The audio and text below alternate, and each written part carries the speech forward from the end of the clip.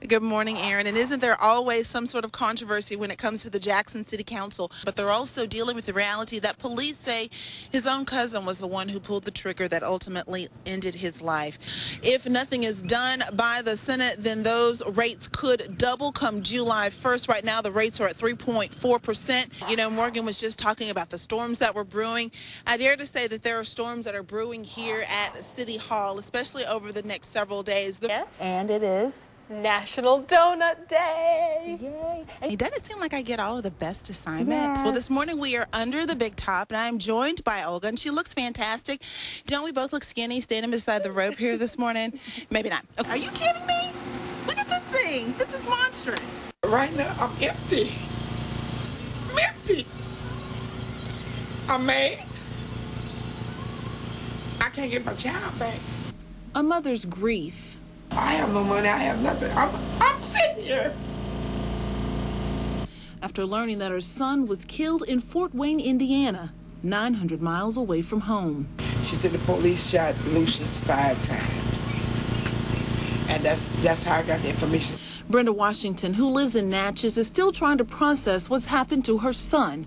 Details are sketchy, but she says the Indiana State Police are offering very little assistance. And my understanding that he tried to hop the fence, jump the fence, police shot him twice. And when he fell, the guy stood and put 3 more shots in him. Lucius Washington was unarmed when he was killed, and his death comes within hours of 3 other shootings in the Fort Wayne area. We're going to piece together this, corroborate it with the evidence that was gathered. We'll do an internal investigation to make sure that this trooper acted according to our department policies and procedures. Washington admits her son was no stranger to law enforcement, but was turning his life around. She says his young son Cameron was his motivation. I really want for what happened to my child not to happen to nobody else's. She also wants to know why a state police officer felt the need to shoot her unarmed son so many times.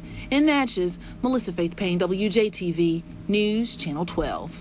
The interior part of the prison grounds at one point were pretty much under control of the 300. The debris littering the rec yard is the only visible reminder of Sunday's prison riot, debris that a mob of angry prisoners used to overpower dozens of prison guards.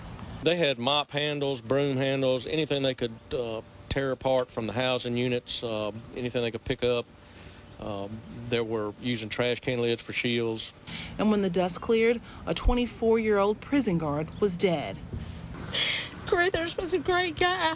He was so loyal and he done his job the best he could possibly do. He didn't deserve this. He didn't deserve this, ma'am.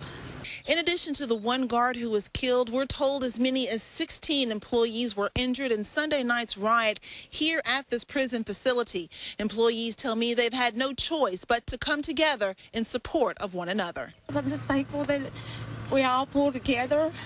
CCA is a very good facility to work for. We all like a big happy family over there, and this is what it takes to pull together and support each other. John Willis Taylor lives near the prison and walks by every day. He's not surprised inmates temporarily took over. All the hooping and hollering, we want to jump on one another. My best friend was beat. In Adams County, Melissa Faith Payne, WJTV News, Channel 12. So, you log onto your Facebook account one day. Yes. And you have a friend request. I do. And who was a friend request from, and what were your thoughts when you saw? The friend request was from Darrell Green, Sr. And I became a little bit livid. Here's why. On December 11th, 2001, Darrell Green broke into an apartment, beat a woman, stabbed her, and eventually strangled her to death. That woman was Valerie's sister. Green is now serving a life sentence in Rankin County at the Central Mississippi Correctional Facility. From his cell, he used a cell phone to reach out to Valerie. I don't really think I was hurt by the fact that he had a Facebook page. I was more hurt about the fact that he felt like it was okay for him to contact me. Green used a smartphone to set up a Facebook page. Mississippi Department of Corrections Commissioner Chris Epps tells me in 2001, more than 3,800 cell phones were found inside Mississippi prisons.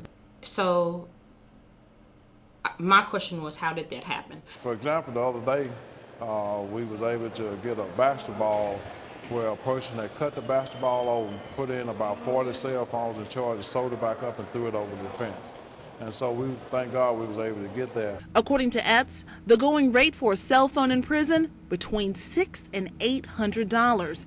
These high prices entice guards to break the law. We are terminating staff and we are convicting staff. Valerie contacted the Mississippi Department of Corrections and they found Green's cell phone. His Facebook page was deleted. I do not think they should be allowed to use social media. That's not the only way. If you want to visit him, you can go to Parchment. I can't contact my sister. I think he has way more privileges than I have.